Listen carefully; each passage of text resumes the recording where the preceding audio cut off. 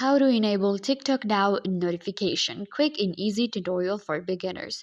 Hi guys, welcome back. Today I'm giving you a tutorial on how to enable TikTok Now notification. So let's get started.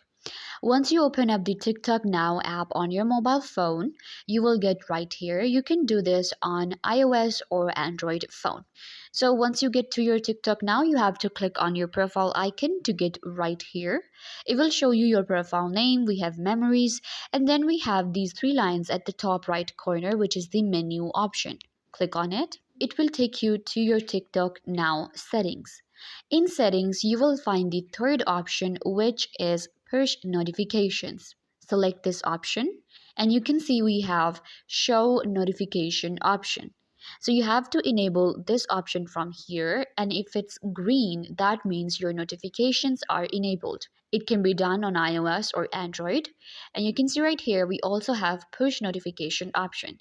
So if I want to enable this one as well, I can just check it. It will be turned green. If it's gray, that means the notifications are disabled.